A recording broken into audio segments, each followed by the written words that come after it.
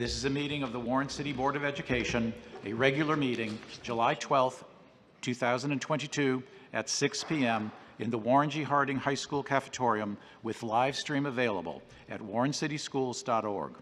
This meeting is a meeting of the Warren City Board of Education in public for the purpose of conducting the school district's business. It is not to be considered a public community meeting. There is a time for public participation during the meeting as indicated in Agenda Item 11. After Agenda Item 11, we will be having a public hearing on the retire-rehire of Holly Steinmetz. I'd like to call the meeting to order. Would you please call the roll, Mrs. Scortino? Mrs. Doherty? Here. Mrs. Lamperos? Here. Mrs. Patterson? Mrs. Patterson is absent with leave. Mr. Walker? And Mr. Fowley? Present. Would you all please rise to salute the flag?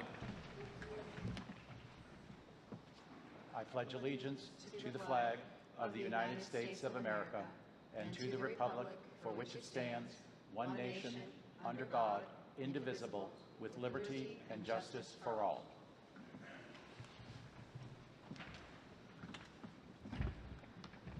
There will be a brief executive session for, I just can't read the A through H lines. C, conference with an attorney involving pending legal action. And anything other, Gazelle? Thank you.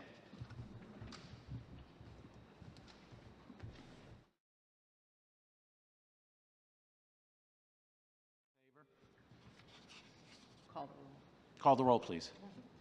Mrs. Lamperos? Yes. Mr. Walker? Yes. Mrs. Doherty? Yes. And Mr. Fowley? Yes. We're going into executive session at 6:03.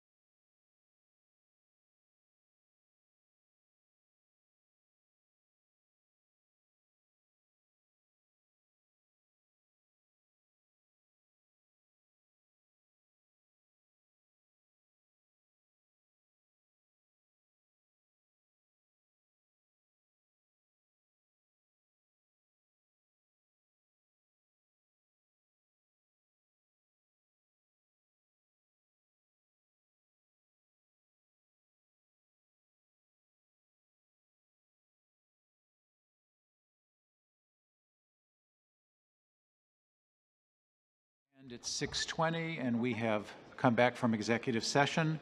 Mr. Shiro, item 4, are there any communications? Yes, thank you. I have a few communications this evening. First off, I know that seen a lot of things on the national stage regarding changes to the food service program and the feeding program for students, the federal program, whereas the legislature, the Congress, did not extend or continue the food service program. Depending on which narrative or channel you watch, they're taking food out of the mouths of children versus not expanding or continuing the expansion of the program. What I want to assure you is what the legislation did by not renewing or passing or extending was brought us back to pre-pandemic times for feeding. Whereas every child in the Warren City schools, due to the high poverty of our district, every child received free breakfast, free lunch, as well as participated free in the supper program where it was offered for after-school events and activities.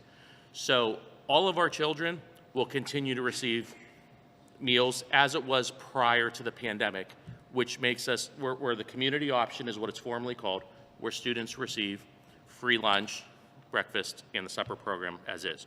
So it's not going to affect operations or feeding of children here in the city of Warren. Second, I wanted to say that today we were able to get out our annual report and calendar to the printer, as well as the Student's Guide to Positive Behavior, aka the Code of Conduct, with some shifts and adjustments and some verbiage that was outdated. So both of those items have gone to the printer officially today. Special thanks to Frank Bozak for his magical work. He works real strong with Tracy. We do the work on the forefront, but he makes sure it looks beautiful. And thanks for all the principals that provided the pictures at their buildings and all the teachers that provided pictures from their classrooms. And those items are at print. We hope to have them for the start of school. There's always a risk because of supply chain. There was a slight change in the paper, so we'll see how the product comes back. We were told we'll get it as close to what it's been, but again, like every other industry and business, that's been a little bit of a problem for POV, which is the vendor that provides that for us. And the third and final communication for this evening, I just want to discuss with the board briefly that we have been monitoring our student enrollment. I believe I put this in the weekly update, but I can't remember if it made it or not last week. But our enrollment is very steady. In fact, at this point, we have about 150 students more than we did at this time last year. And that could be with trends going through the district. And I could say that Harding High School, in a 4-year projection, has less students for next year predicted to be here. Lincoln is flat with a 5-student differential. Jefferson, right now, you're already about 50 students higher than where you were on July 20th. Also, McGuffey and Willard both have an uptick, and a number of those students is with early registration in preschool and kindergarten, but that's less than half. There are definitely more students currently enrolled in attendance. And our transition for our enrollment doesn't occur for about another week and a half. Once that happens, we'll break down our numbers even further. But it is good to see that, I consider trending in the right direction, no matter where we fall. And we are continuing to see, just as I've said in prior meetings, our kindergarten numbers were high, and then they went to first grade, and our enrollment for kindergarten already for this year is higher than expected at this time. So I do expect to have higher than usual kindergarten and first grade numbers for next year, which is good because the high school may be reducing a bit, but we're building from the base up with our enrollment. So those are my communications for this evening. Thank you. Excellent. May I have a motion to adopt the agenda? So moved. Second. Mrs. Scortino, would you please call the roll? Mrs. Lamperos? Yes. Mr. Walker? Yes. Mrs. Doherty? Yes. Mr. Fowley? Yes, and the motion passes. Mrs. Scortino, the treasurer's report? Treasurer's report tonight is, I'm happy to report that we closed fiscal year 2022 yesterday and are now operating in fiscal 2023. Everything went well with the new software. It was a little more time consuming working through some changes and kinks, but still thrilled to be out. The first week of July is great for a district of this size as well. So, and also on the agenda tonight is the transfer of funds we had previously discussed in terms of moving money to our permanent improvement fund. So, and that's all I have for you this evening. Thank you for the report, and thank you for such a good report. Superintendent's report, Mr. Shiro. Thank you. At this time, I'd like to bring to the floor John Lacey, Executive Director of Business Operations, who will be facilitating a display of Open Gate. Mr. Lacey? Good evening, everybody. Good evening. Ms. Doherty, you still didn't take my advice from last board meeting?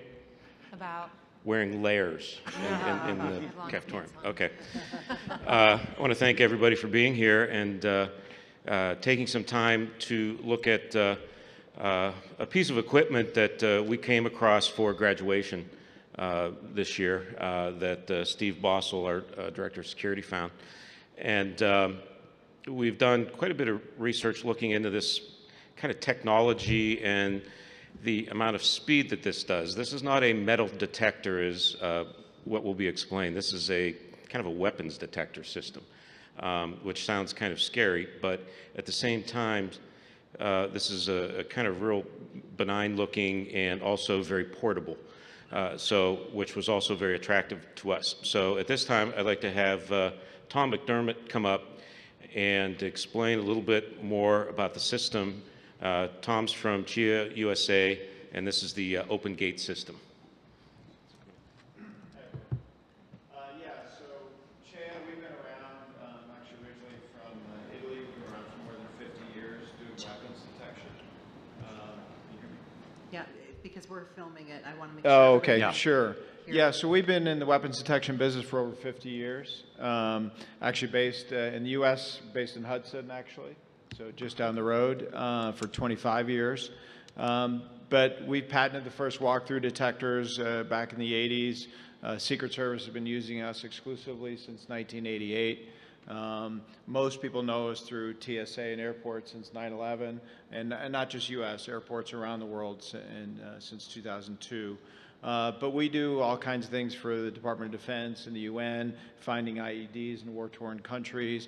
We do liquid bomb detection, letter bomb detection, radiation detection, shoe bomb detection. So we're in the weapons detection business, and this is just an evolution of our products over the years. And the NFL, who's been one of our customers and partners for many years, asked us for security purposes to speed up traffic. Most people think it's just because of a visitor kind of nuisance to go through detection, but it's actually a security concern for them as well in the stadiums, in Disney's of the world and things like that. But like at a football game, when you're tailgating and all of a sudden everyone wants to rush the stadium and get in, that's also a security problem with people standing out front. So how do we move traffic faster? Eliminate those nuisance alarms, what we call them. They're not false alarms. If it alarms on your phone, it's because it's metal. So those other older metal detectors would alarm on ours, haven't for years, but we call those nuisance alarms, not false alarms. So this technology asked us to develop is to avoid all of that, really reduce the nuisance alarm rate, but make sure you find the weapon. And then the question always is, well, what's a weapon? You know, is it a gun? Is it a knife? And we get into those discussions. But let me show you real quick. We weren't able to show a video, but I'll show you, I'll give you an example real quick of what I can walk through and it won't alarm on, and then I'll show you with a test piece, a sample test piece, what it would look like, an alert on a weapon.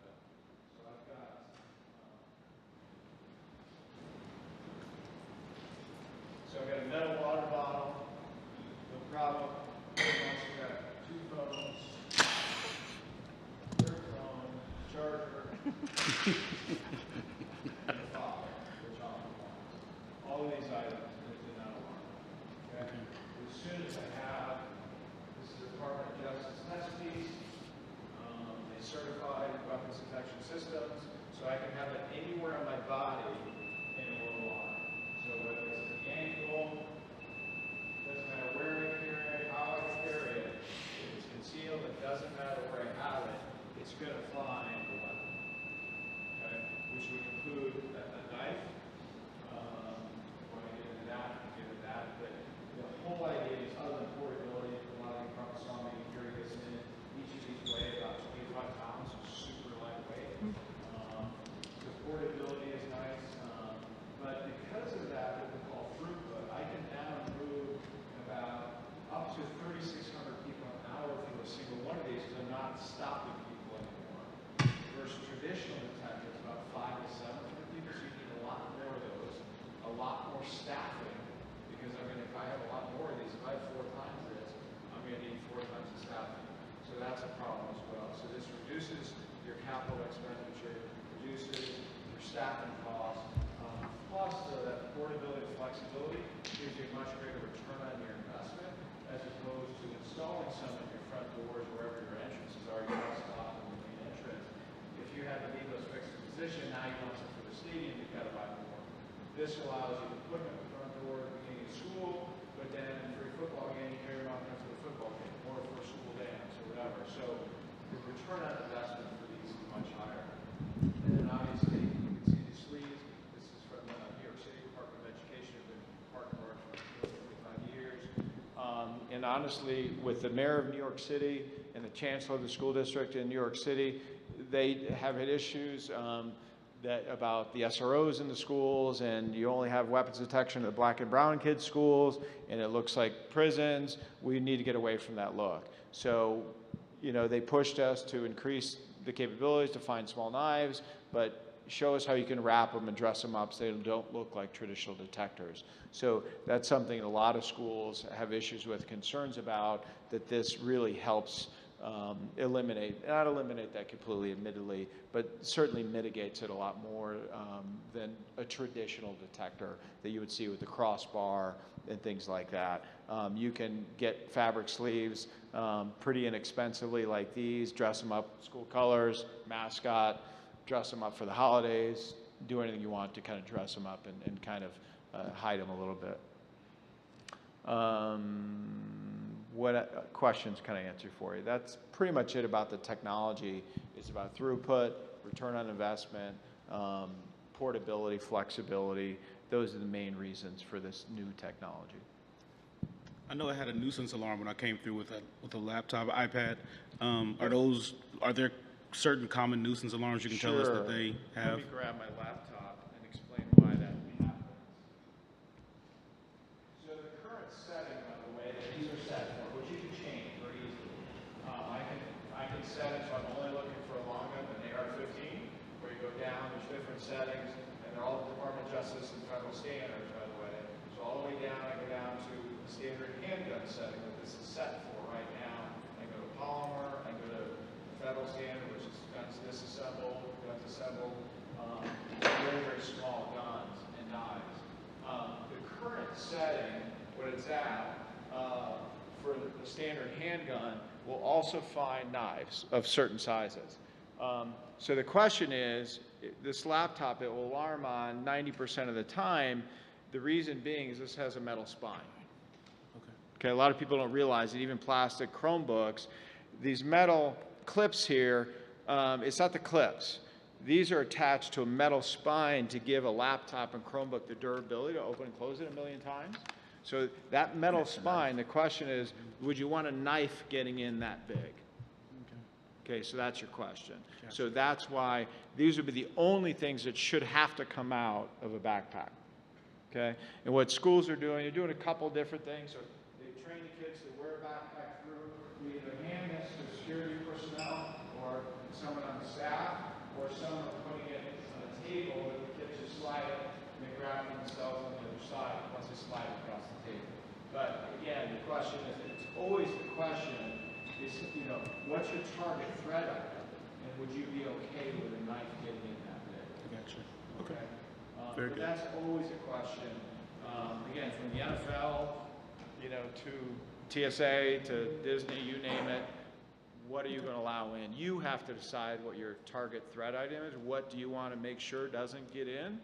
And I'll tell you if that's the right technology.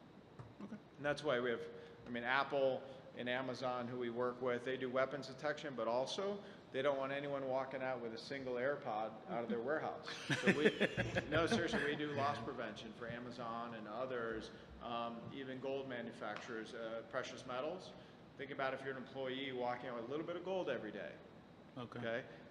That's a problem. That could add up. So we need to be able to detect those little bits of metal. So we can detect all kinds of things. You just tell us what you need to make sure you keep off your campuses, and we'll tell you what the right detector is. But for most schools, to be honest with you, across the country, we're selling this about 1,000 to 1, because they don't want to stop every little piece of metal, because otherwise you're going to line it. It's going to be the airport. You got to take everything out. You got to slow everybody down to look for that little piece of metal. When I can probably pick up a scissor somewhere or some other piece of metal, and you're slowing everyone, it just doesn't make sense. There's always that trade-off. Yeah. So okay, make sure any gun doesn't get on campus, and a certain size knife. Okay. And I have a new hip and it didn't go off. What's that? I have a new hip. Yeah. And it didn't go Very off good. when Yeah, I walked through. most do not. Back 30 years ago, a heavier metal, it would have with the newer technology. Titanium. Got the best. Yeah, but the newer metals that they use for implants and stuff are not going up. Oftentimes crutches won't, wheelchairs will. It's a lot of moving metal, but crutches are typically fine. Canes are fine. A lot of things will get through it, but depending on its setting, of course. Because if you want to, you can really tighten it up to find that. And so some are doing that, by the way. This has a setting that can go very, very low that NYPD and New York City Schools asked us for, can go very low, but they use x-rays at their schools. So kids have to put everything in your x-ray in a backpack, just like at the airport, and they're not supposed to carry anything with them. So that we can do because you're not alarming on different things. What some schools are doing is not keeping it at that setting, but keeping it the standard handgun setting, find the larger knives. But if they get a reported threat in a classroom, hey, some kid had a large knife or some kid had a gun, the beauty of this is portability. You put this right outside that classroom, have every kid slow them, really tighten up the security on it, have them walk through slowly, see if they've got anything. That's the real beauty. I've got school districts across the country that are using it just for that purpose, and actually they randomly screen classrooms from time to time just to keep the kids guessing. They use it like a DUI checkpoint. So how many schools would you say are using it as more of a pop-up feature versus Probably at every entrance? Probably more 70% are using it more in a pop-up. So it's more or popular like to for use it. events Yeah. and pop-ups. So not necessarily at the front entrance Correct. of every school. Yeah, I would say Just more- probably 70-some% or Okay. more kind of pop-up. Okay. For sure. And then- Because the reason, there's a couple of reasons. One, they like the idea of it, and because that DUI checkpoint is no question a deterrent. You see kids just turn the other way. The other reason is, no question, some don't like the look that detectors traditionally give. That's one reason. The other is it's new for them to get into this. So they want to kind of take it slow and see how it goes. And let's try it, see how it works out. Let's not put them up every school and every entrance. Let's not do that. Let's take our time with it. So Right. there's definitely a number of reasons they do that. Yeah. But it works for sure as a deterrent.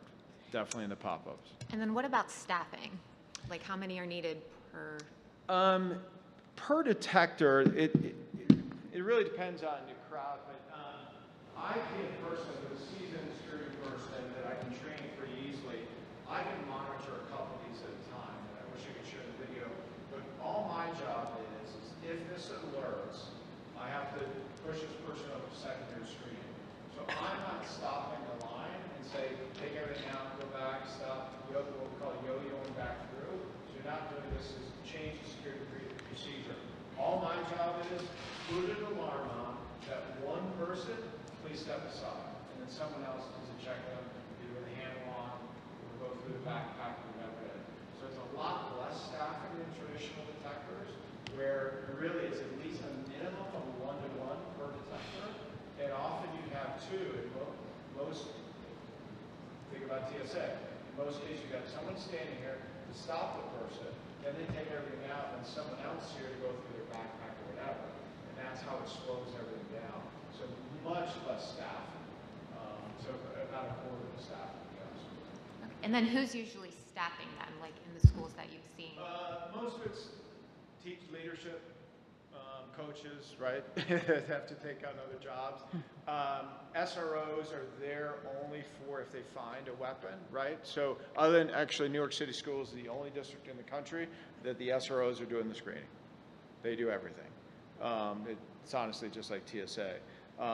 But other than that, it's leadership team.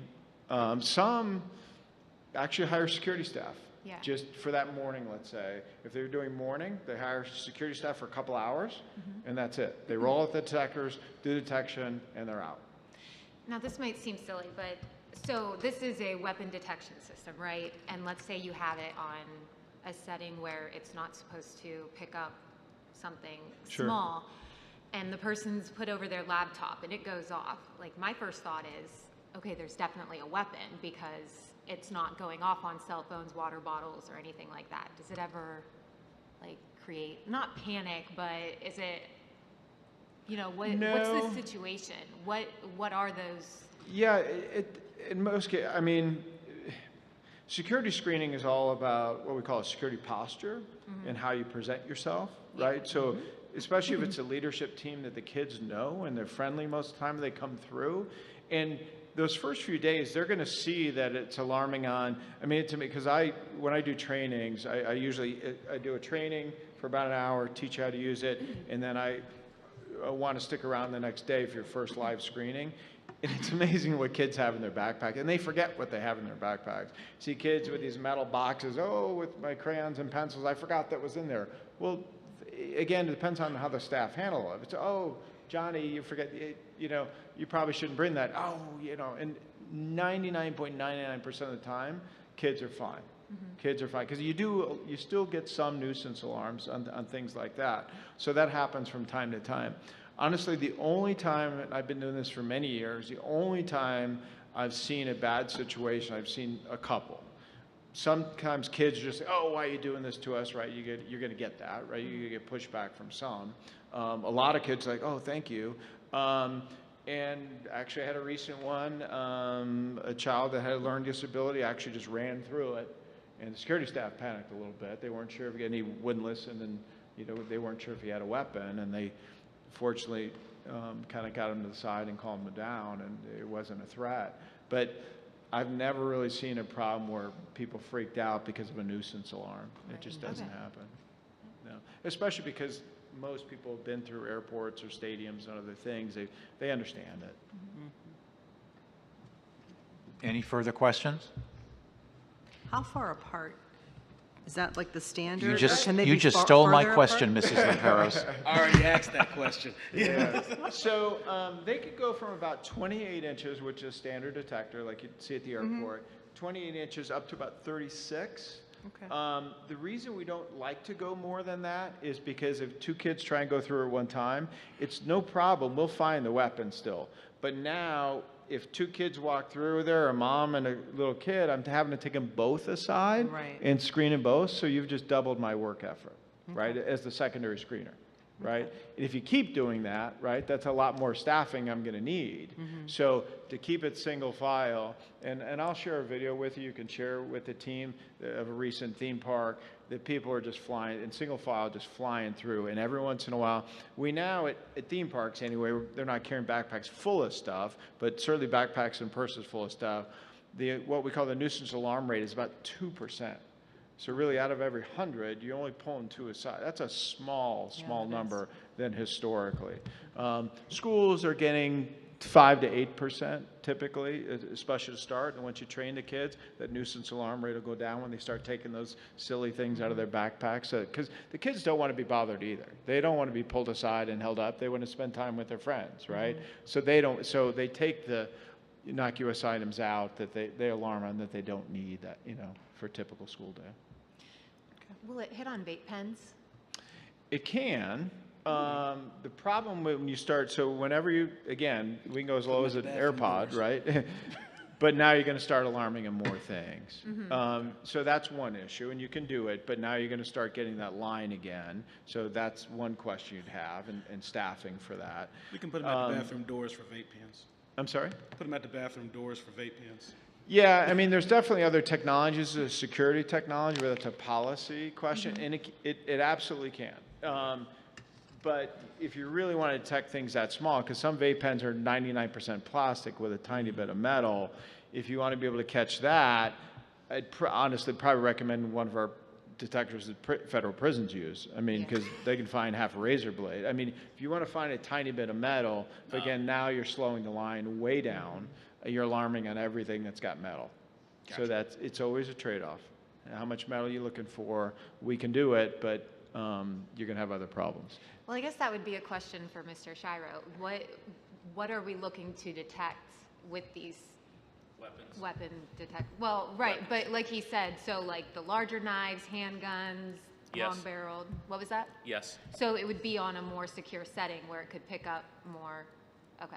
that's the intention. The intention is there should be no, when we assess the district for spacing, there should be no more than 2 at any entrance because of the size of our entrances and the way that children flow into the building from all of the buildings. So we would have 2 typically, and some entrance may only need 1. So when we talk about the staffing levels, you know, it is currently what we do. We already have staff at all of our doors greeting students. The staff would have to be more selective on who the staff is, as well as provide the training for which they could monitor. And from the standpoint that this is being recommended is to prevent significant weapons from coming into the school. Yeah, we consider this particular model, you know, to keep mass casualties away from the school, right? It's not looking for, you know, the small knife. Gotcha. Right. That, because you're not going to get a mass casualty event with a small knife. Now, again, we have some schools that want to keep those out, but they go with a different detector and they've got the staffing and they've got the budget for it, but that's a different thing if you want to keep out those tiny. Right. So are we looking for like Swiss Army knives? Would that? Not on day 1, that's for sure. I would say that implementation of this system would be to start and get familiar with it and have a target, which would be the major significant items. Okay. Now, after a week or 2 or a month, might change the settings, you know, once we get the familiarity, and so the possibilities exist to maximize the system. I cannot imagine maximizing to the point that we would set the settings to a point that we would be hitting on vape pens. That's not, to me, that's not the intention of the purchase. Okay. Now, I know you're intending to put these, it's being recommended to put these at the entrance of every building? Yes, Okay. Is there a reason that we're doing that instead of the pop-up? yes.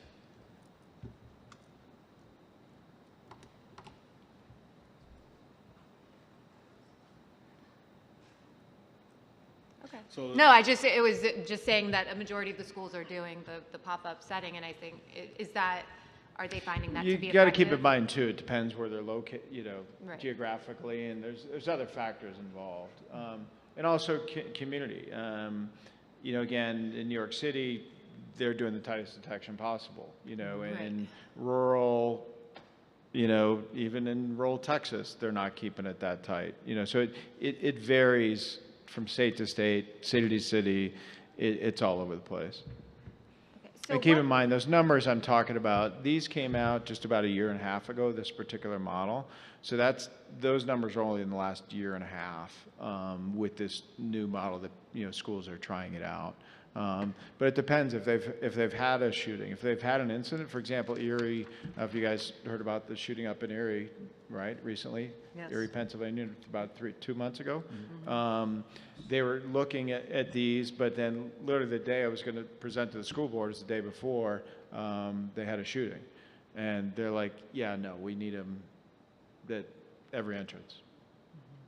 Absolutely. And the board approved it, like, they're like, we can't mess around. So the question is, you're going to wait for that. And I want to be clear, I'm not going to discuss security provisions of the district publicly. Yeah, if I could just I mean, I'm remind just my gonna be clear, colleagues I that refuse there are to do certain that. things that we're limited to what we can discuss publicly Sure. regarding Yeah, district safety. sorry, I just want to educate you. Oh, with right. what- This No, is, I'm responding to Mrs. Doherty's question. Okay. right, yeah, no, this was presented to us 2 weeks ago, and I'm just trying to learn as much as I can in a short amount of time. Gotcha. And I just want to make sure that I'm fully informed on what we're voting for. So what is the primary demographic that you see of schools using these? Like inner city, I'm sorry? are more inner city schools or? No, definitely not. I mean, right now, I'll be honest, it's odd. I'm probably busiest right now in South Carolina, and it's fairly rural. And that's part of the problem. I do a lot of work in Nevada as well, very rural, because it takes a long time for police departments to get out there, right? So if they had an incident, it'd be a serious problem. Be half hour before any significant force could get there. So it varies for sure. Honestly, I'd have to do the math on that to look at that to figure out what it is. But it like anything in life, it's a pretty broad spectrum. Right, okay. I feel I need to speak to this. This is not a system to detect criminality among our students, which is virtually non-existent. I need to tell the story of the first handgun we removed from a child in the Warren City schools. He graduated this year. He was on the honor roll. He's charming. This occurred in first grade. He went to his teacher and said, "My backpack is heavy. Please help me unpack it." And the teacher, who was from Warren, was pretty collected and took out the loaded handgun and a considerable amount of money. The backpack had been used the night before for a transaction. We are not going to criminalize children with this equipment. It is to keep them safe. There are guns in the homes throughout Warren, and they do not have the $600 electronic locking gun safe. They're on a high shelf with the cookies. I do not want a child accidentally bringing a weapon to school. And that is the reason we are considering this. And that's a great point, because it's not for the mass shooter that's running into the building. That's not, you're not going to stop that person. And that's not what it's for. It's a deterrent for sure. But to catch that, for example, Oxford and Michigan, that recent school shooting in Michigan, they would have caught it for the same reason. You know, for other reasons. That's more common that weapons are found there by accident and kids are bringing them in and people are getting hurt. For that exact reason. Absolutely, that's what it's for. Is we're safe now. We want to keep this environment safe. Let's make sure, even by accident, nothing is brought in. That is absolutely what these are for. It's one piece of security. This isn't going to solve all your problems. Right. Security is a layered approach. This is just one of many things you should be doing, just like single point of entry, access control, fences, right? This is just one element, but it's a great point. It's And why you should. What hasn't been stated, we've been repeatedly talking about students. What I'm going to talk about is the fact that this is going to check every visitor who comes to our building, which frankly I view as more important than checking the children. I mean, I think you're right in saying that it's a layered system. Security is definitely layered. You know, the first point of entry is the driveway from the main street onto your property. And, you know, as far as our buildings, we invested in bolo sticks years ago. So this is just another layer to keep our students safe. And we are now in a constitutional carry state. And while there are rules, you know, and regulations to that, most people are not going to follow those. Yeah. So I'll be honest with you, our company does not want to be selling these to schools, honestly. Right. It's nuts where we're at. But it's sad, but it's required by a lot of districts. It just is where we're at in this day and age. Well, I've served on this board for 15 years, and 15 years ago, I never would have believed that we would be where we're at right now. Yeah. But we have to provide every layer of protection we can for our students and our staff members. 2 years ago, we didn't have anyone in my role. We never had someone working just with school districts. We worked with federal government, large stadiums, and the event world, theme parks. That was our bread and butter for 25 years. But because of what's gone on in schools, they're like, "Tom, we need you to come educate schools and help them figure this out because it's a problem." And that's just the last 2 years. You know, most of us have a home alarm system. And before you go to bed at night, you put your alarm system on. We've had them for years. Right. But we didn't when we grew up, but we have to now. We did not. You left the doors open. And your keys in the car. My parents did. I ain't never do that, but. I know you had a dog. Yeah, No, I definitely, I agree. And honestly, I go back and forth, and I went back and forth even today, thinking about this and just doing a little research myself. And Unfortunately, I think the time, not our district, not even the demographic of our district, but I think the time that we're in does warrant to at least have these on hand, if nothing more, because of the fact that, yes, we are an open carry state, that whether you're qualified or not, whether you're in your right mind or not, whether you have intention or not, you can carry a weapon anywhere you want to. And signs don't necessarily deter everyone. And also because of the fact that, you know, we're a little bit past the halfway mark in this year. And we've had in our nation at least 2 mass shootings for every day that we've had this year. Yes. I want our children to be safe, I do. Unfortunately, I think this is something, like you said, we have to consider.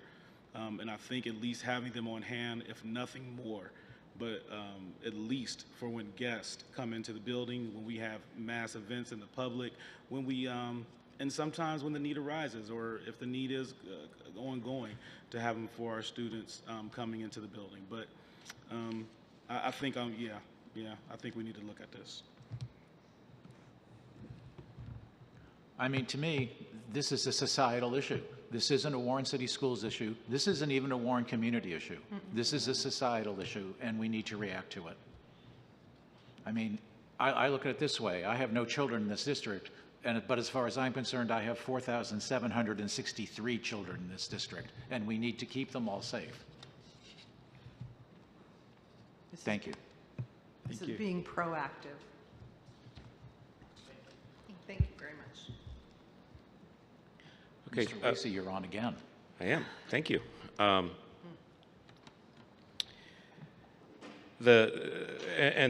as what Tom will display here, I think what is really nice about the system here is the portability of a system allows us, you know, Steve Bossel can carry that, then, you know. You just lifted that right up. Anybody can. No, but you know, as Steve mentioned, we do have many layers and things we don't talk about. But the one thing I compare this system to is when we first started to talk about drug testing in our schools. And Yes. do you remember that? And Yes. I was totally against it. I thought it was an invasion of privacy. I thought this is something we shouldn't bring into the schools. But the one thing that sold me from the company that did the presentation is give the kid an opportunity to say no. I had never thought of it that way. I had never thought of a drug test as being a reason for a child to say, you know, I'm not going to do that. Yeah. I can't do that. And this is what a deterrent system is supposed to be, is somebody sees we are taking necessary steps as a district. I'm not going to do that. That's that simple. Okay, our next, any other questions as far as this was concerned? Thank you. I'll thank Tom when I see him. What you're looking at in your resolution would be for 22 units. Okay. Next topic would be the Recreation and Wellness Center. As everybody saw, we have made in the past, week and a half, a tremendous amount of progress. I think when, Steve, you came back in the district, you were shocked at the amount of things that were gone, taken care of, transitioned already. Just to let everybody know, our football teams and our soccer teams, I think, Bill, the band has been comfortably practicing on the field. And we have points of entrance that has been communicated to all the coaching staff and the band director, and everything has been working really well. Everybody has been cooperating with everything, and then one of our favorite COVID words is pivot. Has been pivoting very well during this process, and so as things go, and the weather's been fantastic also, this is the project itself has been going very well. You'll be looking in your packages. We have a steel bid package that is in there. And just to let everyone know, I found out tonight that what you're bidding on there, or what accepting the bid on at 1.2 million, actually came in at 1 million. Excellent. The final number. So the 1.2 that you're doing, see Karen has a nice smile on her face, We like coming under. which is very nice, yes. Because most of the time when she sees me, she does not make that face. That did come in tonight. Joe and Kim told me that it came in about a little over $1 million. So that was fantastic news. Any questions that you guys have on the? I understand from conversation tonight, for those historians who are sad to see the band shell go, we're going to be reusing the steel in the new band shell? All the steel will be, every bit of steel will be saved that we can use, and the W will also be reused, refurbished. Right now, some of the LED things, the bulbs are not working, so we'll take that down, take a good look at it, clean it up, and make sure everything's nice and bright when the new band shell comes up. So yes, everything will be refurbished, and more to come. Just FYI, I was the last person to turn that W on at the last football game, just so you know. Okay. We'll let you know when it's coming down. Any other questions? All right, thank you. Thank you. Board of Education Committee reports. Athletics. I have no report for this evening. Thank you. Thank you, Mr. Jefferson. Financial Advisory, Mrs. Doherty. Nothing to report. Thank you. Board Policies and Guidelines. You're on again. Oh, no, nothing to report. Legislative Liaison. I don't have anything. Mr. Walker, do you have anything? No, nothing directly reflecting schools, no ma'am. Yeah, right. And we're unable to have a report from the TCTC because Mrs. Patterson is out of town. Is there any old business to come before the board? Hearing none, any new business to come before the board? Hearing none, we will proceed to the treasurer's recommendations.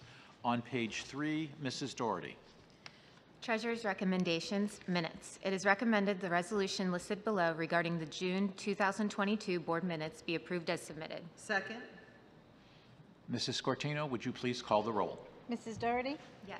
Mrs. Lamperos? Yes. Mr. Walker? Yes. Mr. Fowley? Yes, and the motion carries.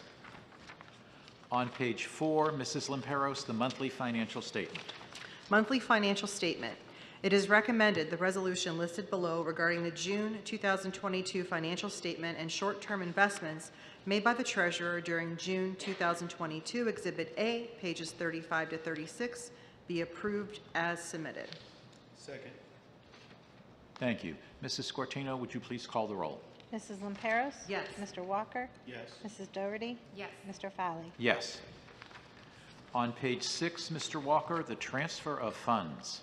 Transfer of funds. It is recommended the resolution listed below for the transfer of funds be approved as submitted. Second? Mrs. Scortino, please call the roll. Mr. Walker? Yes. Mrs. Lamperos? Yes. Mrs. Doherty? Yes. Mr. Fowley? Yes.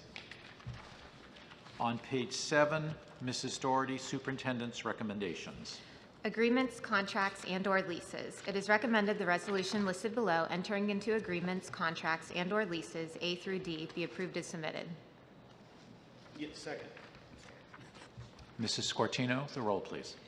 Mrs. Doherty? Yes. Mr. Walker? Yes. Mrs. Lamperos? Yes. Mr. Fowley? Yes.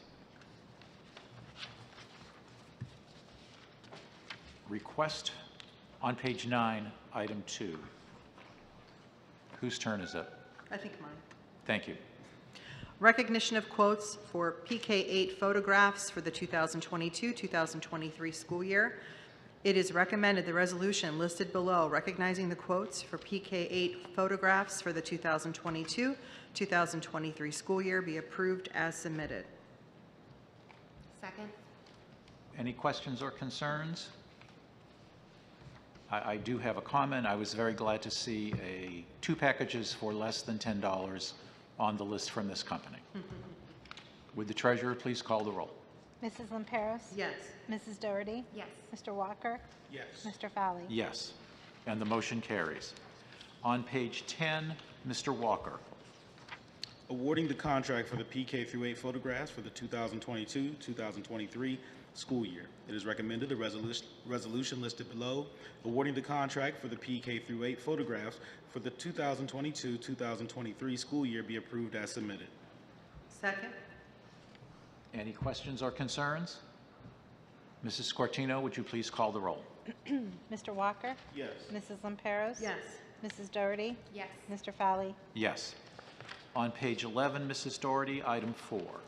Ohio Department of Education certification for Ohio Teachers Evaluation System and Ohio Principal Evaluation System. It is recommended the resolution listed below regarding the Ohio Department of Education certification for credentialed Ohio Teacher Evaluation System and Ohio Principals Evaluators be approved as submitted. Second. Any questions or concerns? Would the treasurer please call the roll? Mrs. Doherty? Yes. Mr. Walker? Yes. Mrs. Lamperos? Yes. Mr. Fowley? Yes. On page 12, Mrs. Lamperos, item 5. Adopting a Calamity Day alternative makeup plan. Whereas the Warren City Schools Board of Education desires that students have learning opportunities even when schools are closed for any reason specified in Section 3313.482 of the Ohio Revised Code, and whereas Section 3313.482 authorizes a Board of Education to file an annual plan with the Ohio Department of Education by August 1 of each year to provide online learning opportunities for students in lieu of attendance on such days of closure. Second. Any questions or concerns? Would the treasurer please call the roll? Mrs. Lamperos? Yes. Mr. Walker? Yes. Mrs. Doherty? Yes. Mr. Fowley? Yes. Mr. Walker, on page 14, item 6. Construction documents and authorizing the commencement of bidding, including the advertisement for bids for structural steel related to the Recreation and Wellness Center project, and to authorize the execution of change orders for the project below a certain threshold. It is recommended the resolution listed below regarding approving construction documents and authorizing the commencement of bidding, including the advertisement of bids for structural steel related to the Recreation and Wellness Center project, and to authorize the execution, of change orders for the project below a certain threshold be approved as submitted. Second? Any questions or concerns? Mrs. Scortino, would you please call the roll? Mr. Walker? Yes. Mrs. Lamperos? Yes. Mrs. Doherty? Yes. Mr. Fowley? Yes. Mrs. Doherty, on page 16, item 7. Recognition to purchase the, is it Chia? How do you say that? Chia? The Chia. Chia? I feel like that's what they're, yeah. I just Open. said CEIA. Yes. Is that, okay, yeah, the CEIA Open Gate System for all Warren City schools and selected related board facilities. It is recommended the resolution listed below to purchase the CEIA Open Gate System for all Warren City schools and selected board facilities be approved as submitted. Second? Any questions or concerns? I'd just like to make a comment just to my colleagues and to the other people here that I am a product of Warren City Schools. I have never felt unsafe in the school district, and I send my 5 children to the district every day knowing that they are safe and in good hands. Amen. And we hope that they remain safe. Any further questions or concerns? Mrs. Scortino, would you please call the roll? Yes. Mrs. Doherty? No. Mrs. Lamperos? Yes. Mr. Walker? Yes.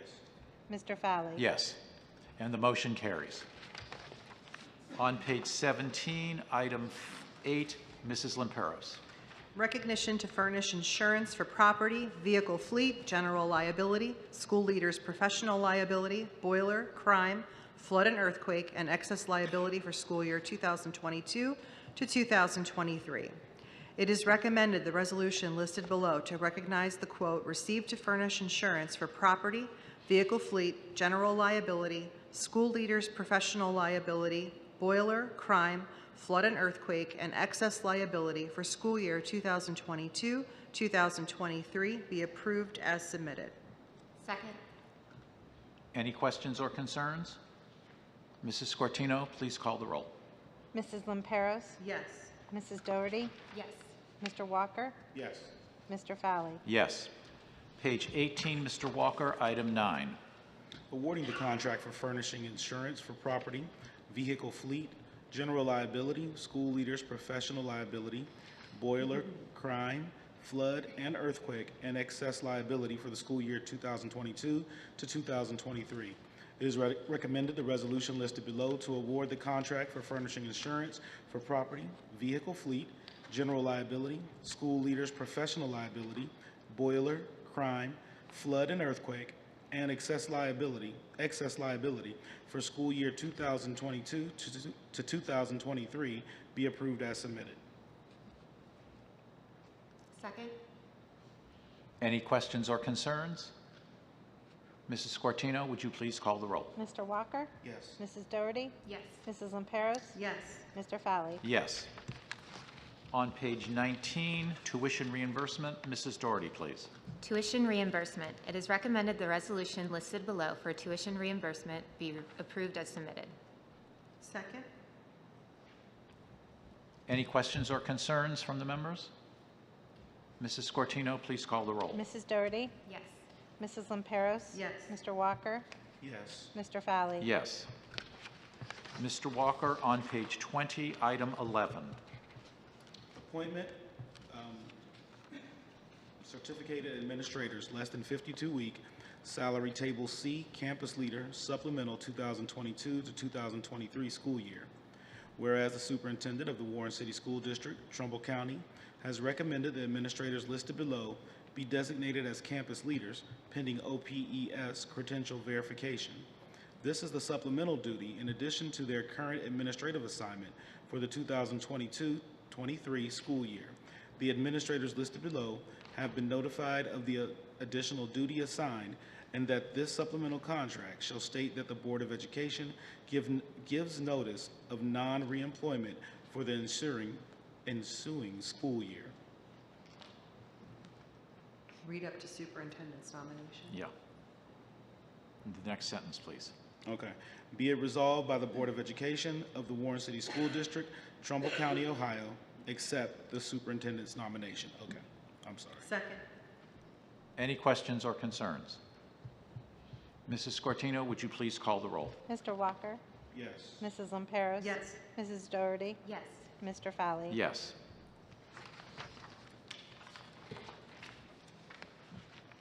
On page 21, personnel recommendations, item 12, Mrs. Doherty.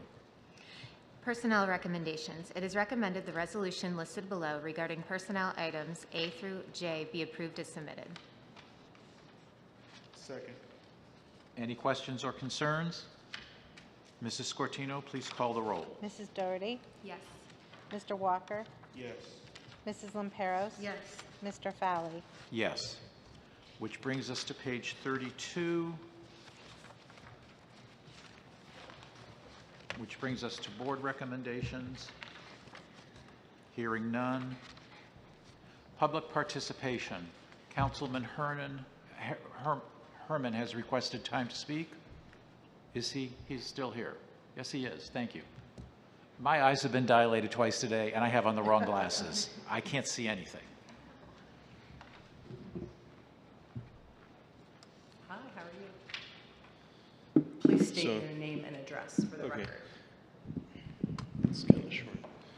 Andrew Herman, 720 Mahoning Avenue. Good? Good. All right. So yeah, I'm here a little more cheerful than some of the business that we had a little bit earlier. 3 minutes. 3 minutes. No, Okay. that's a board procedure. Okay, that's good. I'll try to cut it short here, but I wanted to celebrate. I'm here partially as a dad, a proud father of a Warren Harding graduate. I'll give you an update on my son Luke, and some of you know him. Luke graduated from Warren Harding High School. By the time he was 21, he had an engineering degree from YSU and was immediately hired. And he's now 23, and he's been promoted 3 times. So, and it's a big company. It's a global company that he's working for. So, you know, I'm proud of him, and thank you. I'm going to get emotional here. But anyway, thank you, Warren Harding and Warren City Schools. So I'm also here as a citizen and I'm the education liaison or committee chair for the Warren City Council. And I met with Mr. Shiro already, and I'm going to meet tomorrow with Mrs. Herzl. So I come, and I know I have 3 minutes, so I'm going to cut this short, offering collaboration from the City Council. And I want to see things like, and Mrs. Patterson isn't here, she was going to give an update on TCTC. I would love to see vocational and trades in the schools. And boy, I can go on and on, ask Mr. Shiro, I'll talk all day about this. But I'm excited about it, and I think it needs to happen both as a citizen. I want to get the collaboration between not just Warren City Council and the Warren City Schools. I want to get Ultium. I want to get all the new industries, the Voltage Valley stuff that's happening here. I want to get them involved in this. I want to get Kent State Branch. I want to get Bright downtown, the alternative energy. I want to get as much collaboration as we can and get excited and get some, you know, the kids should be walking out of the school with a certification to do something, go get a job that they can actually provide for a family with when they graduate from high school. That's what I want to see. And so I'm excited about this. I hope you are too, but I'm looking forward to working with you, all right? Congratulations Thank you. on your election. Thank you, Mr. Councilman. And again, thank you for, your time this evening. I know Ms. Teutsch is going to join your meeting with Mrs. Hartzell tomorrow, and she has a lot of information to share about the work we've been doing with Altium, as well as a lot of stuff in our industry credentials just down the hall. So I think you'll be excited to hear some of the things that I touched a little bit on. Thank you, Mr. Shiro. And now we have the public comment hearing on the hire retire of Ms. Holly Steinmetz. If anyone wishes to speak about that, they have 3 minutes.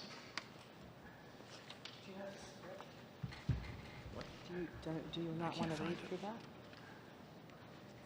Oh, do we have a speaker? Okay. Let me read the script first. Can you do it, or do you want me to do it? I can do it. Okay. Hold it this way. At this time, in accordance with Ohio law, the Board of Education of the Warren City School District will now conduct a public hearing on the issue of the employment of Holly Steinmetz. Members of the public are invited to provide input to the board on the issue of Ms. Steinmetz's reemployment with the school district following her retirement. Speakers are limited to 3 minutes each, and all public comment will be closed after 30 minutes. Well, you don't have to come down the center aisle. You already did. Thank you. And we need your name, but not your address. Okay. My name is Erin Camp. I am a Warren resident, and one of the hats I wear is I have been working in Warren City Schools for 25 years. I've worked here in Harding specifically, and I think it's important to use our voice, and I think everyone on this board knows that I take advocacy very, very seriously throughout all of my life. Quiet is not something I do well. With that said, I think we all know we are in a very strong paradigm shift in education. The pandemic has opened up a lot of doors. We've had a lot of shifts and a lot of adjustments. As one of the senior members of the staff here at Harding, I think it's also very important to speak to the importance of knowing our past practices, some of the things that have changed, and some of what we've learned through the pandemic, and I'd like to think the experience matters. We've had a lot of leadership adjustments, and I think someone who has 33 years of experience is something that we need in this building at this time. To speak towards Ms. Steinmetz's role in this building, she works very hard with restorative practices and discipline in developing PBIS. I know we always are looking at our suspension rates because the big goal is that we keep kids in the building. And that speaks to some of the safety issues of what do we do to make sure that we intervene earlier rather than later. Let's be proactive, not reactive. And Holly's been very important in that. She is very transformative. She's not hung up on being an assistant principal. She's hung up on being part of the Warren G. Harding family. And that is something that I think is a proud tradition of this staff, that we always say that we are Warren G., we are family. And so I think it's important that someone get up and say that she's very much a part of that, and it would be a very big loss. And so I'm always interested in seeing, okay, if we're gonna have a void, what would be a replacement for that role? And I think there would need to be a very strong plan for that. So with that said, I want to say that Holly's been a very welcome member and a very important part to all of us. And so I would recommend that we bring her back. And she is someone who can mentor. I know we have a new principal coming to the high school, and we're really excited about that. But we're a different beast than the K-8s, and I think everyone knows that. And I love that beast, and I think Holly does, and I think she could help develop that in our other younger administrators. So just speak on, well, pro Holly. Thank you very much. Thank you. Thank you. Is there anyone else who cares to speak?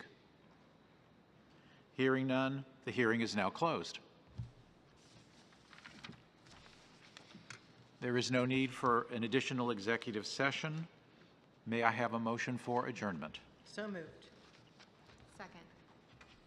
Any questions, concerns?